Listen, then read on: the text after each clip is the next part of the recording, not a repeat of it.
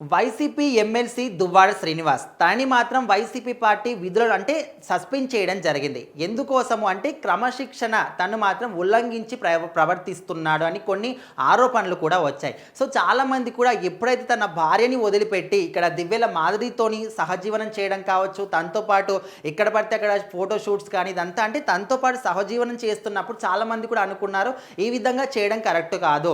ఒక బాధ్యతాయుతమైనటువంటి పదవిలో ఉండి ఎమ్మెల్సీగా ఉండి ప్రజలకు మీ పట్ల కొన్ని నేర్పించాల్సిన స్థితిలో ఉన్న మీరే ఈ విధంగా చేయడం కరెక్ట్ కాదు.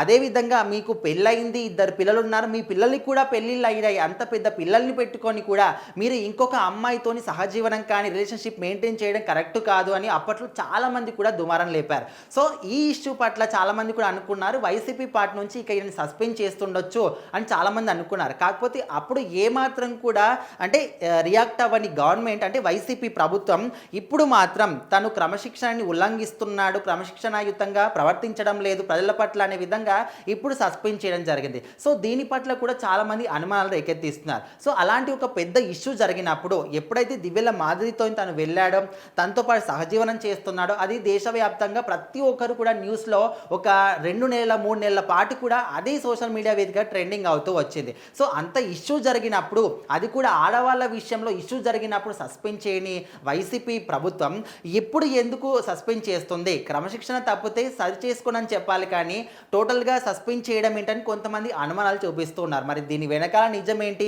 ఎందుకోసం సస్పెండ్ చేసింది? వేరే రీజన్స్ ఏమైనా ఉన్నాయా?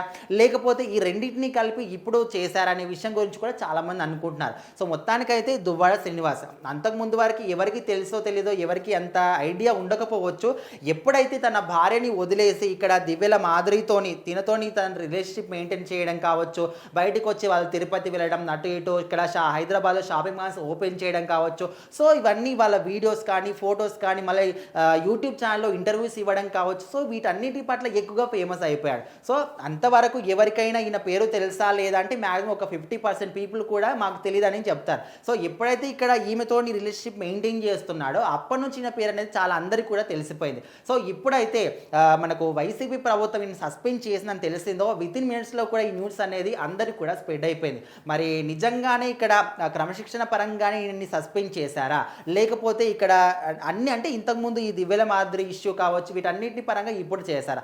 అప్పుడు ఏమి రియాక్షన్ ఇవ్వని గవర్నమెంట్ ఇప్పుడు ఎందుకు తీసేసిందని కూడా అనుకుంటున్నారు. సో మొత్తానికైతే తాత్కాలికంగా సస్పెండ్ చేశారా, లేకపోతే టోటల్గానే పార్టీ నుంచి సస్పెండ్ చేశారా, ఇక మీదట పార్టీలో చేర్చుకునే అవకాశం ఉందా లేదా, ఒకవేళ నిజంగానే టోటల్గా తీసేస్తే మరి ఈ ఎమ్మెల్సీ పదవి ఎవరికి ఇస్తారు? సో ఇలాంటివన్నీ ఇంకో కొత్త కొత్త ప్రశ్నలన్నీ కూడా వస్తున్నాయి. చూద్దాం మరి ఇక్కడ దువ్వాడ శ్రీనివాస్ విషయంలో ఇంకా ఎలాంటి అప్డేట్స్ వస్తాయి ఏంటి అని.